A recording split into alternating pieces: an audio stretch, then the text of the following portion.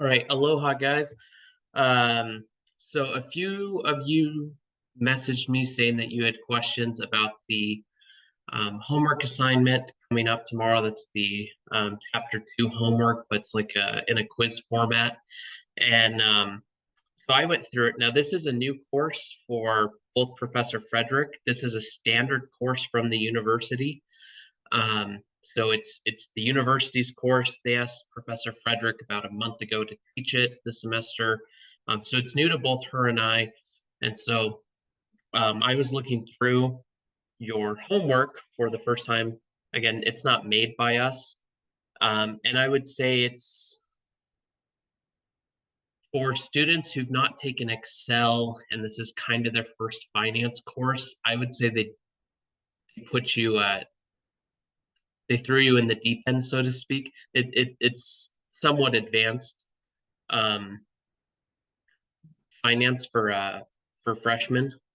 This is more like a not a senior level course, but probably a junior level course, maybe your second or third finance course, in my opinion. And I'm a master's student of finance. So, anyways, I've gone through and I've done all out of the 15 problems. I think I've solved 13 of them and put together a quick little Excel. Go through them with you guys. I'm not going to do this for every homework, so do not ask. It's up to you guys to one, read the book, then go to the internet, go to your classmates, other outside sources to learn the material. But anyways, I'll do that maybe just this first time to help get you started. So let me share my screen and do, do, do.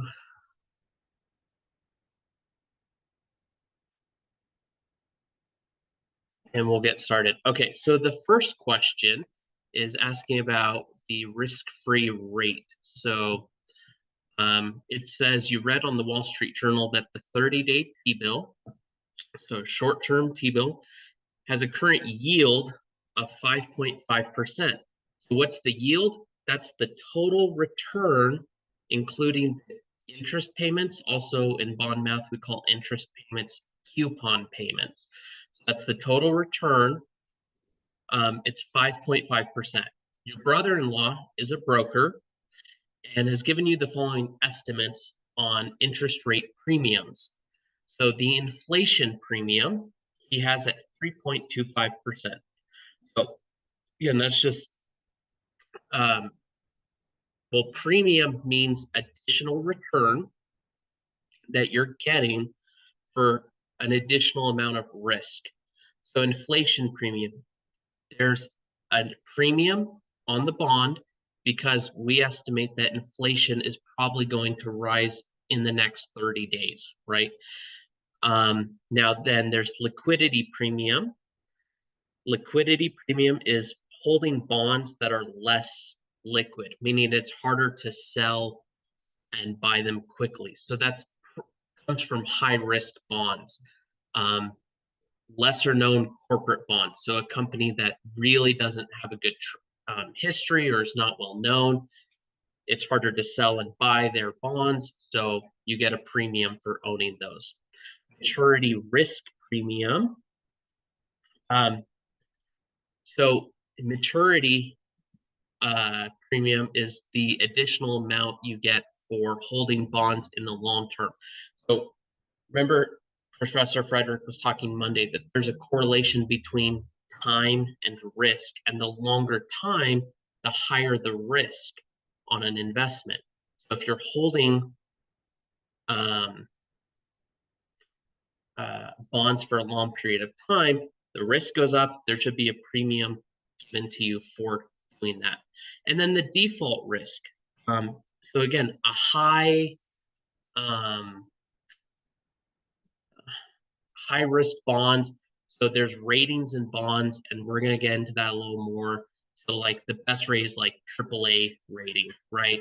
And then there's AA, triple B, double B. We call those investment grade bonds, and then you get to things called like junk bonds, right? Again, companies that have a high chance of default. And so for owning their bonds, you should get a premium because there's a lot of risk in that. Okay, so this question though, T-bills, those are government bills, right? So is there a problem buying and selling government bonds? No, there's no liquidity risk. There's huge market for government bonds. Is there a maturity premium? No, because this is a 30-day bill. Why should I give you extra for holding short-term bonds? You're not even holding a year, or 10-year bonds. So that doesn't count. And then default risk. We call government bonds risk-free. When we talk about the risk-free rate, which we will in a minute, we're talking about the return on government bonds. Okay, so this is saying what's the real risk-free rate? Because liquidity doesn't matter, maturity risk doesn't matter, and default risk doesn't matter. All we need to do is take the current yield, 5.5%, and then we need to subtract out the inflation premium. So in question one, I've written down the nominal rate, the inflation, liquidity, maturity, and risk, all the known information. And then I've said the formula is B5, nominal rate minus the inflation gives us the risk-free rate of 5.25%. So pretty straightforward on that one if you know how to read it. Again, they give you a lot of information, but you can ignore it because it's a T-bill, not a corporate bond. All right, number two, the real risk-free rate is 3%. Inflation is expected to be 2%, 4% during the next 2 years. Assume the maturity risk premium is 0. What is the yield on 2-year Treasury securities? So again, Treasury securities, government bonds. So this one we need to figure out. We're trying to solve for the yield. Okay, so we know the risk-free rate is 3%. We know the current inflation rate is 2%. We know over the next 2 years, though, the inflation rate will be 4%. So first, what we have to do is figure out the average inflation rate. So we would just take the 2% plus the 4%, divide that by 2, gives us an average of 3% inflation. And then we know the risk-free rate is 3%. So if we just simply add the risk-free rate plus the average inflation, that's the yield. So again, think about this. The yield is the total return. So we're saying this bond returns you 6% a year, right, over the next 2 years. However, inflation is 3%. So if my money is worth 3% less next year than it is today, isn't my real return only 3%? So again, we can just sort of use algebra to rearrange this formula, understand that the yield is 6 if we know that the risk-free rate is 3 and the inflation is going to be 3%. All right. Okay, question 3. A treasury bond that matures in 10 years has a yield of 6%. A 10-year corporate bond has a yield of 8%. Assume that the liquidity premium on the corporate bond is 5%. What is the default risk premium on the corporate bond? Okay, so it wants to know default risk. So first off, we put in the information for the treasury bond. It's a 10 years till maturity. So that means for 10 years, it's going to make coupon or interest payments to the buyer, right? And then at the end of the 10 years, it's going to give you back the initial investment. So pretend I bought it for, $1,000, and it's going to on a 10%, or this one it's 6%. So every year it pays me $60. At the end of 10 years, I get my initial, $1,000 back. Okay, so that's the treasury bond. Corporate bond, same maturity. The yield is a little bit higher, again, because there's higher risk with corporate bonds, right? There's very little risk with government because The government can print money, they can tax. It's easy for them to raise money. They're pretty much not going anywhere. Corporations technically could go into bankruptcy, so there's higher risk. There's also liquidity premium on this corporate bond. So maybe it's a lesser known company. It's not Apple. Maybe we're dealing with, I don't know, a B-tiered corporation, right? And then so we need to know what's the default risk. Okay, so we're going to take the yield on the corporate bond. We're going to subtract the yield on the treasury bond. That gives us a true yield of 2%, right? In the market, the difference is 2% yield. And then we're going to subtract out the liquidity premium, and that gives us our default risk of 1.5%. Okay. Question number 4. The real risk-free rate. So let me just really quick, and I stuck it up here in the Excel file, define risk-free rate. The risk-free rate is the theoretical rate of return on an investment with zero risk. It's a benchmark to measure the risk of other investments. So we're saying, well, I could put my money in the stock market, and on average, it returns 8%, but there's risk involved. And because of that risk, I get higher return, 8%. Now, risk-free, no risk at all. I could just buy government securities, and I could get maybe 3% would be like an average. 5% I think is the current return. So that's the risk-free rate. So we take, say the S&P 500 return of 8% minus the risk-free rate of, say, 5% government bonds, and that would give us like a 3% like return with that added risk, if that kind of makes sense, when we're talking about risk-free rate. So, okay. Question 4. The real risk-free rate is 3%, and inflation is expected to be 3% for the next 2 years. A treasury security yields 6.2%. What is the maturity risk premium for the 2-year security? All right, so we need to solve for risk premium. Okay, so we know the risk-free rate's 3%. We know inflation is 3%. We know the yield, or again, yield is the total return, is 6.2%. So to solve this, we're going to simply take the yield, and then we need to subtract out a risk-free rate. Like, okay, I'm getting 6.2%, but I could put my money in some sort of asset class that there's no risk and it gives me 3%, right? So I've got to take that return out of there, right? Because I'm solving for risk. So take the risk-free rate and then take inflation out, and that gives me 0.2%. So hopefully this is making sense and I'm explaining. If not, let me know. But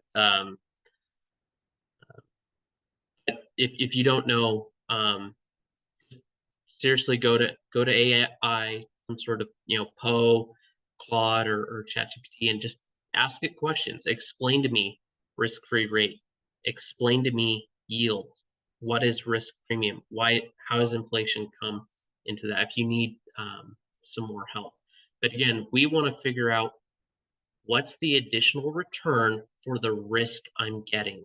It's 0.2%, because otherwise I could take my money, I could put it in something that there's no risk, like government bonds. My money is not worth as much as I'm actually getting because inflation is taking away 3%. So that 6.2%, I'm really only getting 0.2% rate of returns for the risk that I'm taking. Okay, so that's what we're solving for there in question 4. Question 5, the real risk-free rate is 2.5%. Again, that's like a government bond return. This question is 2.5%. Inflation is 2.8% a year for the next 4 years. after which time it's going to rise to 3.75% a year. Assume there's no maturity risk. Okay. An 8-year corporate bond has a yield of 8.3%, includes a liquidity premium, though, of 0.75%. What's the default risk premium? All right, so again, corporate bonds, there's a chance they could go bankruptcy, therefore the bonds they issue could default. So how much extra return should we get for buying security that could default? All right. Does the market believe that the 2-year security will be yield? What does the market believe the 2-year security will be yielding 4 years from now? All right, so that's question 5. All right, so first of all, let's write down the information we know. We know the risk-free rate's 2.5. We know inflation is 2.8%, but we know the actual inflation is 3.75%. So we've got to come up with an average inflation, right? So we'll just add the two together, divide by 2, gives us an average. We know corporate bonds give us a yield or return of 8.3%.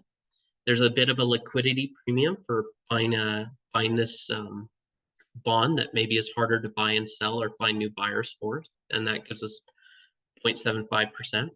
All right, so what's the default risk? So we'll take the yield, how much are they going to return to us? Now we subtract out all the other variables. So we're going to subtract out the risk-free rate, the money we could get if we put it into government bonds. We're going to subtract out inflation because that reduces what our money is actually worth. And then we're going to subtract out the liquidity premium. And what's left over is our default risk, 1.775%. All right. Hopefully this is starting to make a little more sense to you. Question 6, interest rates on 4-year Treasury securities are currently 7%, while 6-year securities yield 7.5%. So again, longer time period, higher return, right?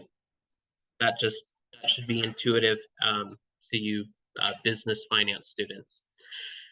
If the pure expectation theory is correct, what does the market believe 2-year securities will be yielding 4 years from now? All right. So that's question. Oh, I didn't solve that one. That one's for you. Okay, there's like 2 or 3 questions I did not solve because I can't give you all the answers on the first homework. So I want you guys to solve that one. So again,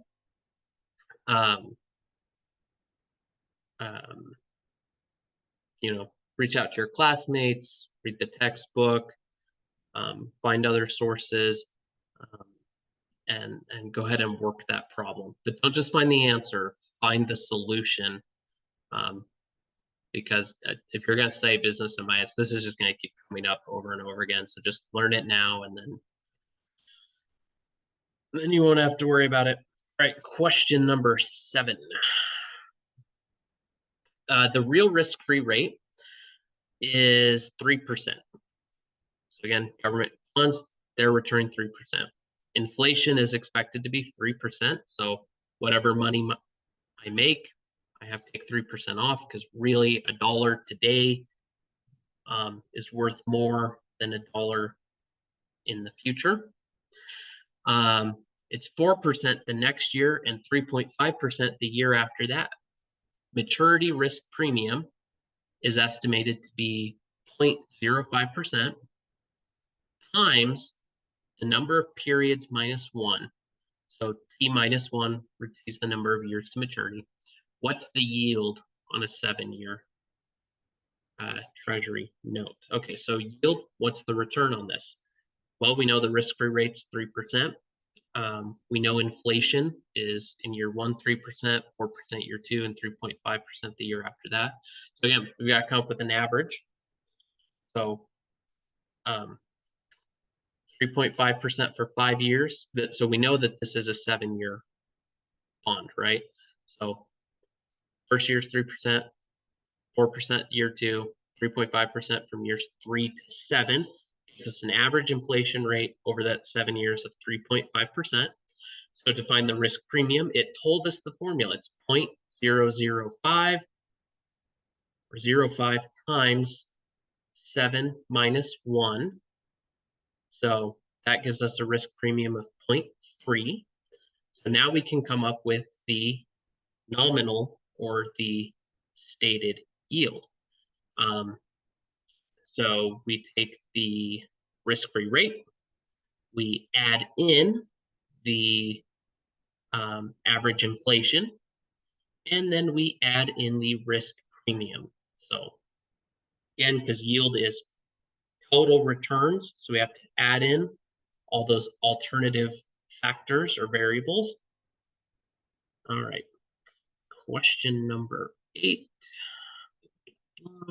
Okay, a company's 5-year bonds are 7.75% returns. Treasury bonds with the same maturity are 5.2. Why? So even though it's the same period of time, they're both 5 years. Corporations have a little bit higher risk, so that's why you get higher return of 7.75. Treasury or government bonds, a little lower yield because less risk, 5.2%. Okay, the risk-free rate is 2.3%, and the maturity risk premium. So again, maturity. We're holding this for a longer period of time. Longer period of time, more risk. We deserve some sort of premium. And to figure that out, it's basically 0.1 or 10% times 1 minus T, where T is the number of years. We know that it's 5. All right, and the liquidity premium is 1%. So what's the default risk premium on the corporate bond? All right, so again, we just start by writing down known information. We know the corporate yield 7.75. We know the treasury yield's 5.2. We know the risk-free rate's 2.3. So to get the inflation premium, we know that we need to take the treasury yield and then subtract out the risk-free rate, get 2.9. The maturity, we told us the formula. We know that's 5 years, so it's 10% times parentheses 1 minus 5, which gives us negative 0.4. And we know the liquidity premium was 1%. So the default risk, so we need to take the corporate yield return, or the corporate bond yield, which is the return, of 7.75. We're going to subtract out, so where's that? Then we're going to subtract out the risk-free rate, the money we could have made on an alternative investment. We're going to take, also subtracted out is the inflation premium. And then we're also going to subtract out the liquidity premium. What's left, the last variable, is the default risk of 1.5%. Does that make sense? So we're taking the total return, we're subtracting out the known variables, and what's left is the unknown variable of risk. All right, let's do 9, and then we're going to jump into a whole new subject. It's my favorite subject in finance, and what I believe is truly the most important. Okay, so number 9. An investor in Treasury securities expects inflation to be 2.5% in years 1, 3.2% in year 2, and 3.6% every year after that. Assume that the real risk-free rate is 2.75%, and the rate will remain constant. 3-year securities return 6.25%. 5-year securities return 6.8%. What's the difference in maturity risk premium on the two securities? So maturity risk premium, MRPs, for a 5-year and a 3-year. Okay. This one is pretty cool. Okay, so again, you're going to pull up your Excel. You're going to enter our known variables. Inflation, year 1, 2.5%. Year 2, it's 3.2%. Every year after that, from years 3, 4, and 5, it's 3.6. So we need to figure out the averages, but we need, again, we're solving 3 and 5 years. So what's the average inflation for 3 years? So we'll take year 1, year 2, year 3, add them up, divide by 3. And then for 5, we'll take year 1 through 5, add them up, divide by 5. And then we know the yield, as stated, for 3 years, 6.25, 6.8 for a 5 year, and the risk-free rate is 2.75%. Okay, so what's the is this maturity risk premium? Is that what we're solving? Yeah. Okay, so for a 3 year, we're going to take the yield, the return. We're going to subtract out some variables like inflation and the risk-free rate. All right, so that gives us maturity premium of 0.4%. And we're going to do the same thing for 5%. So we'll take the 5% yield, we'll subtract out inflation, we'll subtract out the risk-free rate. That gives us a return of 0.75%, maturity return. And so what's the difference between the two? 0.35%. So, okay, question 10 and question 11 are for you guys. Okay, so I've left 3 questions for you guys to solve by yourself. So I think that's fair. 3 out of 15. I believe in you guys. Okay, now let's go on to more interesting and more useful subjects.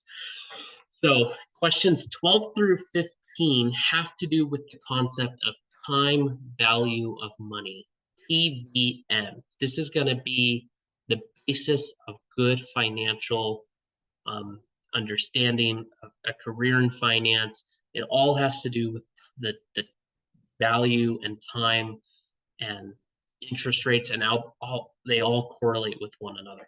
Okay, so this is cool. Okay, question 12. You can save $4,000 a year for the next 2 years in an account.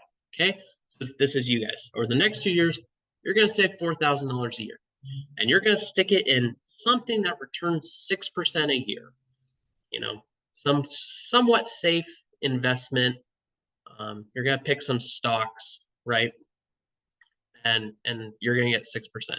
So how much will you have at the end of the second year if you make your first deposit today? Now that's important, okay? It doesn't say you're going to make your deposit at the end of year 1. It's starting today.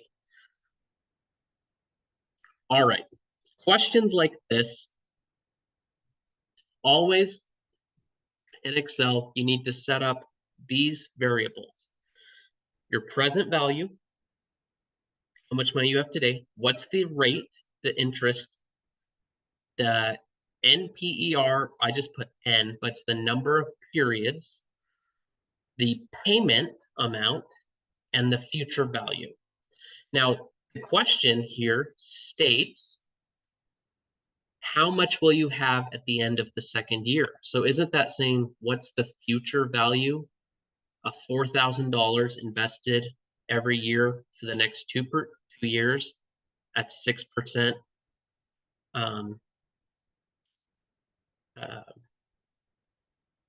return, but starting today. Okay, so here's how you would do this in Excel. I have the formula here. Okay, so you put equals FV, which is the shortcut for future value. Okay, and let me show you something else. So now I'm doing this on a Windows PC. If you have a Mac, the controls can be a little bit different, but they're fairly similar. So every formula in Excel needs to start with an equal sign. So equals, we're solving for future value. So it's going to come up that it's showing you 2 possibilities. We want future value. You can either manually put in your starting parentheses to start the formula, or when Excel is suggesting the formula, you can also hit the tab button and it will automatically put in the parentheses. Okay, so it wants to know the rate. So it tells you right there, rate. Well, we know the rate, 6%, comma, number of periods, 2, comma, payment amount is 4,000, right, every year. The present value, now we can leave it blank. We can just put a parentheses. Oops.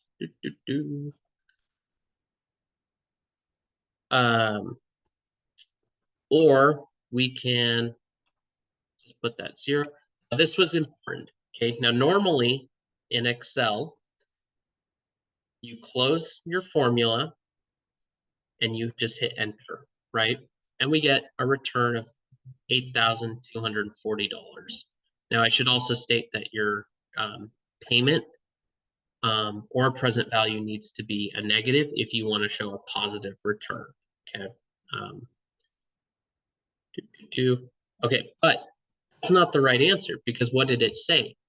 It said you're starting today. So we need to go into our formula, put a comma, and put the type. Now, you don't normally have to do this. Excel always assumes end of period, meaning like in this case, at the end of the year, you're going to deposit $4,000. And so normally you don't even put that, you just hit enter.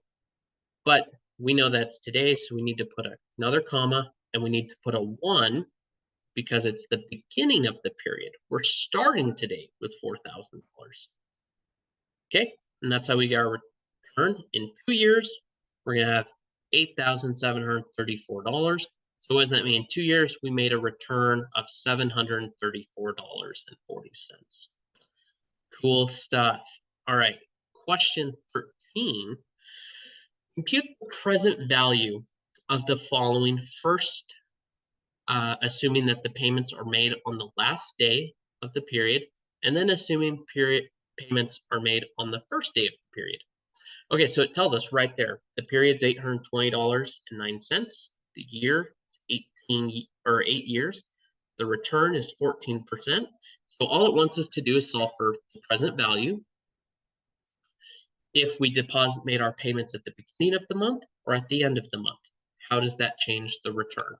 Well, let's find out. Okay, so here's our formula. Present value. How much money do we have? So first thing, if you were to come into Excel, you'd say equals present value. And then we put in the rate. We know it's 14%. Then we put a comma. Number of periods, we know it's 8. Then a comma. We know that the payment is $828.09. And again, we could optionally put the future value. We don't need to though. See how it's in brackets here. That's Excel telling you it's optional, right? It can solve it without knowing the future value.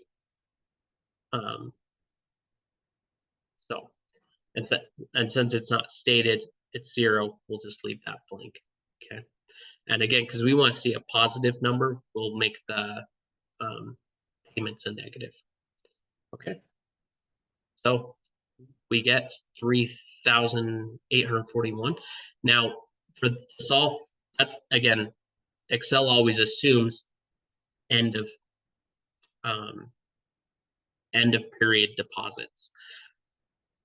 The question wanted to know though, what if you did at the beginning? So it's the exact same formula. We just come in, we say 0 on the future value, and then for type, again, 0 for end of period, it's automatic. You don't really have to put a 0, but since it's beginning, we do need to put a 1.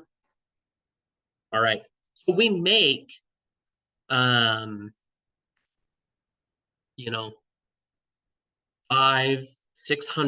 more just by making deposits at the first of the month instead of the end of the month.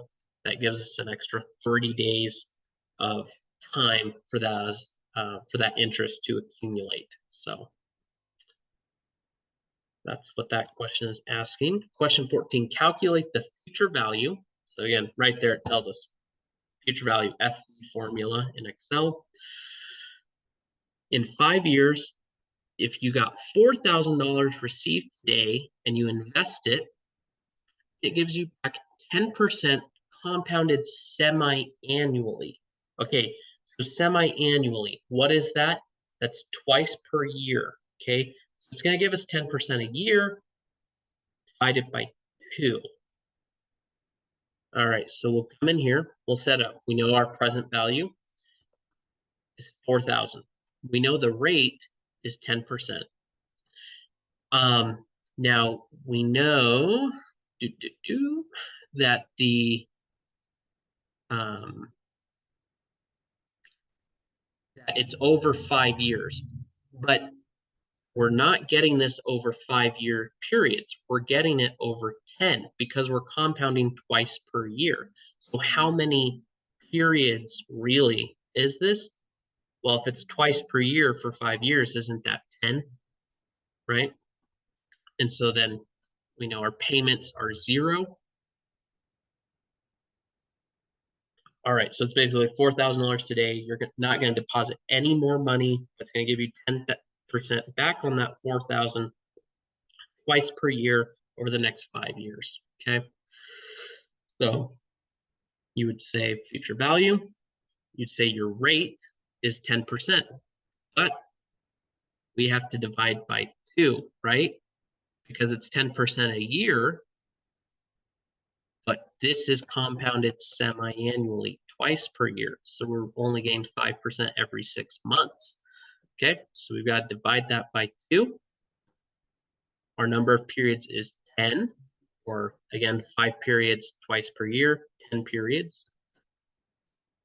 Payment of 4,000, or payment of 0, sorry, and then a present value of 4,000. Again, because I want it stated as a positive, I'll make that a negative, and I get $6,515.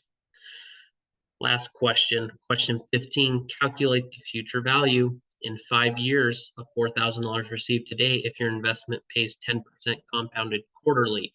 All right, exact same question, except instead of semi-annually, twice per year, it's quarterly, 4 times per year. So 5 periods times 4, that's 20 periods that it's going to give us money. We come into our formula. We want to solve for future value. We know that returns 10%, but we know it's over 4 periods per year. So we divide by 4, then we put a comma. We put the n, which is, now I put 20. You could also do this.